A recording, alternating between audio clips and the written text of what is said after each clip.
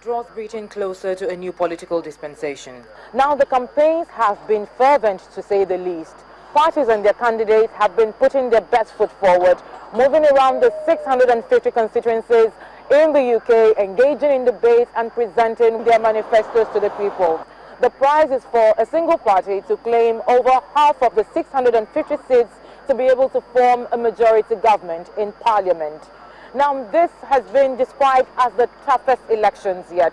There is also predictions of a hung Parliament, and this is a situation where a single party is not able to claim majority votes, so there might be possibility of a coalition. But all this remains to be seen. In a practical sense in Britain, what we have is an incredibly unpredictable election, and we are unlikely to have a government with the same clear mandate to implement a full set of policies. Now, some people certainly see that as a good thing. They see coalition politics as being more based on compromise, more based on restraint, rather than one party having too much power in the system.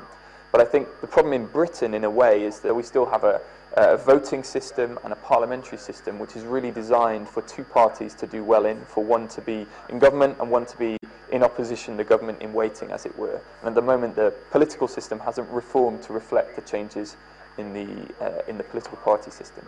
People are generally disaffected with politics. Definitely the future of people in this country, the future of this country is very important, and it's about how do we deal with the deficit, how do we deal with unemployment, how do we deal with people who are even employed. Some of the benefits have been cut and people are not coping. People are committing suicide because they're not able to live comfortably.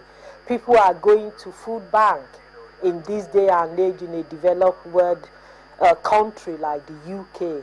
So those are all the issues that need to be taken forward. The stakes are high, issues run deep, and the people want more precision than promises. As a voter and as an ordinary Briton, it doesn't make me feel very confident that either party, of Labour or Conservative, is really listening to the ordinary person in the street. We have a huge number of people, particularly young people, who cannot afford to leave their parents' houses and go and be independent and start families of their own. We have a national health service, one of the gems of British life, in acute crisis.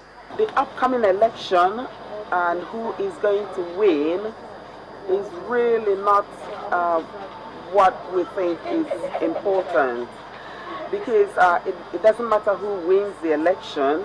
The importance of the election is what favors the people of the community. The 7th of May, coming Thursday to be precise, will see eligible voters marching to the polls around the UK to decide what Britain's next level will be. A moment of truth for the country, the people, and even the international community. Doris Okenwa, reporting for Channels Television News, London.